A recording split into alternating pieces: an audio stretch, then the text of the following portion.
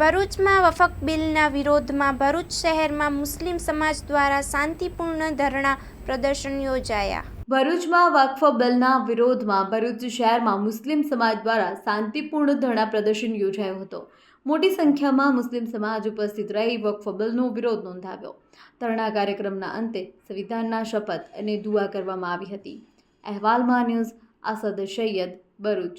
આજરોજ 22 એપ્રિલ ભારત દેशના સંવિધાન અન્વયે જે બહુજનોના જે હક અધિકાર છે એ માટે જે નવા કાયદા બનાવી અધિકારો છીનવવાની જે પરિસ્થિતિ થઈ છે અને જેના માટે પાર્લામેન્ટમાં વકફ સંશોધન બિલ આવ્યું, યુસીસી લાગુ કરવા જઈ રહ્યા છે, ત્યારે ભારતના મુસ્લિમ પર્સનલ લો બોર્ડના માર્ગદર્શન હેઠળ આ દેશના મુસ્લિમ સમાજના તમામ સંગઠનો આજે ભરૂચ ખાતે બહુજન મુસ્લિમ હિતરક્ષક સમિતિ, બામસેફ ઇન્સાફ સંગઠન, સમસ્ત મુસ્લિમ સમાજ અને તમામ અલગ અલગ જે સંસ્થાઓ છે એ બધાના મારફતે આજે અમે લોકો યુસીસી અને વકફ સંશોધન બિલ જે અમારા અધિકાર પર તરફ મારે છે એના માટે આજે શાંત રીતે અમે ધરણા કરી અમારો વિરોધ પ્રદર્શિત કરીએ છીએ। આ દેશના સંવિધાનમાં મૂળભૂત અધિકાર તરીકે અનુચ્છેદ 14 થી અનુચ્છેદ 32માં જે વ્યાપક ફંડામેન્ટલ રાઇટ છે, જેમાં અનુચ્છેદ 25 થી 27 જે ભારત દેશના પ્રત્યેક નાગરિકને દરેક ધર્મનો મનાવવાનો, એનો અમલ કરવાનો, એનો પ્રચાર કરવાનો એ તમામ પ્રકારના અધિકારો એમને આપેલા છે।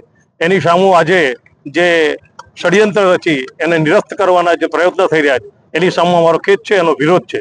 સાથે જ અનુચ્છેદ 31 પ્રમાણે જે સંપત્તિનો અધિકાર છે એ આજે બુલડોઝરના નામ પર આ દેશના તમામ બહુજનો, ખાસ કરીને મુસ્લિમ સમાજ ઉપર જે મોટા પાયા પર જે બુલડોઝર ચલાવી અને જે મિલકતો, મસ્જિદો અને જેની પર બુલડોઝર ચલાવી તોડી નાખવામાં આવે છે, બેઘર કરવામાં આવે છે।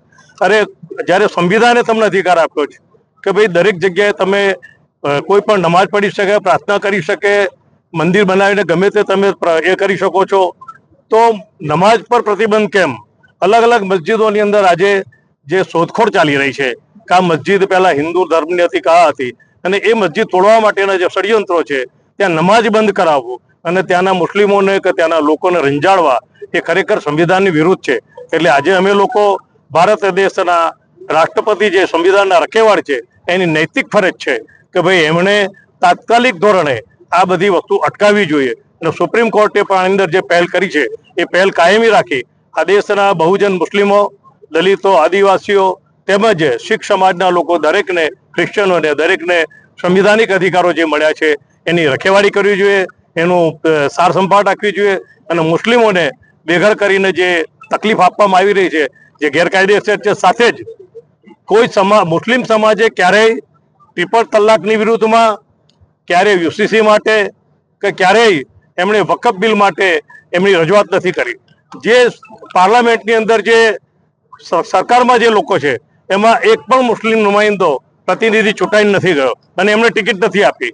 ત્યારે જ્યારે મુસ્લિમ સમાજે જો એમનો અવાજ બતાવ્યો નથી તો એની પર તરાપ કેમ મારવી, એમના અધિકારો કેમ છીનવવા? એના માટે આજે અમે લોકોએ સમસ્ત ભરૂચના મુસ્લિમ સમાજ, બહુજન મુસ્લિમ હિતરક્ષક સમિતિ, બામસેફ ઇન્સાફ સંગઠન અને દરેક સમાજના સંયુક્ત ઉપક્રમે મુસ્લિમ પર્સનલ લો બોર્ડના માર્ગદર્શન હેઠળ આજે ભરૂચની અંદર અમારી ટીમ, ખરેખર ગર્વ છે અમારી ટીમને કે જે ટીમે ખડે પગે રહી અને આજે આ ધરણાના કાર્યક્રમ સફળ બનાવ્યો છે।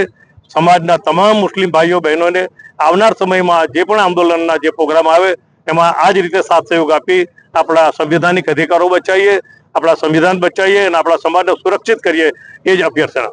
આજ રોજ તારીખ 22/4/2025 ને મંગળવારના રોજ સમગ્ર ભરૂચ જિલ્લાના મુસ્લિમો સિફા ખાતર all India Muslim personal law બોર્ડના નેજા હેઠળ વકફ એમેન્ડમેન્ટ બિલ અને યુસીસીના બિલના વિરોધના અંદર સમગ્ર ભરૂચ જિલ્લો મુસ્લિમ અહીં ભેગા થઈ આ બિલનો સખત વિરોધ કરે છે।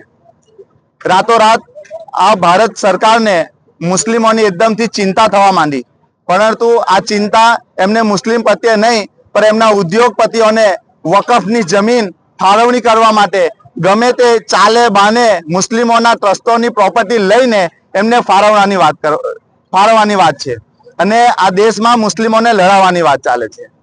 આ લોકોએ હંમેશા દંગા ફસાદ કરીને તેમની રાજનીતિ કરી છે. અમિત શાહ જેવા ગૃહમંત્રી પાર્લામેન્ટમાં ઉભા રહીને મુસ્લિમ મહિલાઓને અને મુસ્લિમ ગરીબોની ચિંતા કરે છે.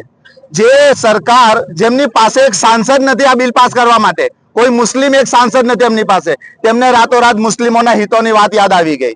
આ સરકારને રાતોરાત મુસ્લિમ કેવી રીતે ડેવલપ થાય એની ચિંતા આવી ગઈ. જે સરકાર 10 મિનિટ રોડ પર નમાજ ના પડવા દેતી હોય, મુસ્લિમોની ધાર્મિક ક્રિયા જે એમનો પ્રાથમિક અધિકાર છે તેને જો લઈને વિરોધ દર્શાવતી હોય, તે સરકાર મુસ્લિમો માટે શું કરી શકતી હોય? માટલા લભાવણી વેચાવણી સ્કીમો બનાવીને મુસ્લિમોને છેતરવાની ધંધા કરેલા છે અને તેના વિરોધમાં સમગ્ર ભારતના મુસ્લિમો રોડ પર છે અને મુસ્લિમોને હલકામાં લેવાની કોશિશ ના કરે. આ મુસ્લિમોએ દેશની આઝાદીમાં સિંહ ફાળો ભજવ્યો છે અને મહત્વની ભૂમિકા ભજી છે. હજુ પણ આ દેશમાં જો અમારા હકો માટે અમારે રોડ પર આવવું પડશે તો આવીશું અને જરૂરત પડશે તો અમારો ત્યાગ અને શહીદી વોરવા પર અમે તૈયાર છે. એટલે મારો એટલો સંદેશ છે કે આ બિલને જેમ બને તેમ તેમનું વાપસ લઈ લો. આ મુસ્લિમોના હિતમાં નથી અને આ દેશના હિતમાં નથી.